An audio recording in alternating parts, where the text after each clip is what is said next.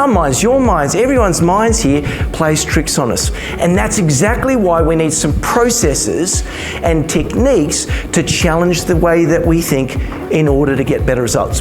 And in today's ever-changing environment, doing what we did yesterday is not going to necessarily help us tomorrow.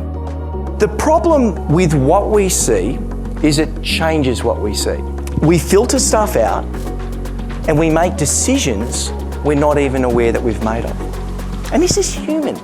It's what we do. One thing I've learned in over 2 decades in being on the speaking circuit is that a great story backed up with some evidence-based techniques is one of the ways that you can not only get people inspired about changing their behavior, but actually helps them to create results. And I think at the end of the day, that's the most important thing that happens. How do we create and grab mind share? Because that's really what we're trying to do.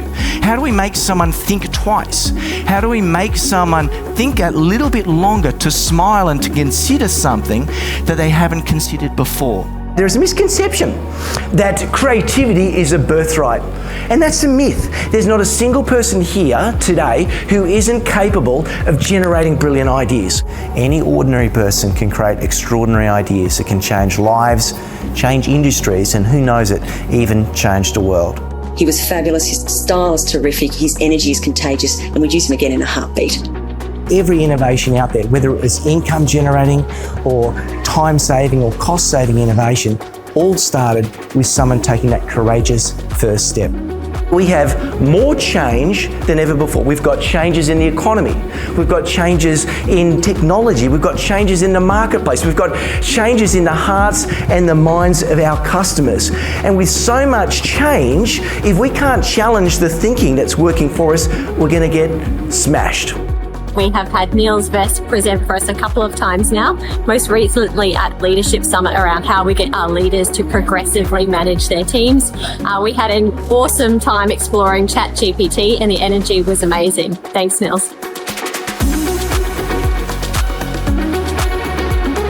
I make it a point of embedding myself in the industry with the client I'm working with. And I think doing that enables me to get a unique perspective, to see bottlenecks or challenges that they themselves can't see because they're doing their day-to-day work. We're both in the game of creating innovative solutions for our customers. And at the end of the day, if we can make life easier, better, and more effective for our customers, then we know that we've done our job well.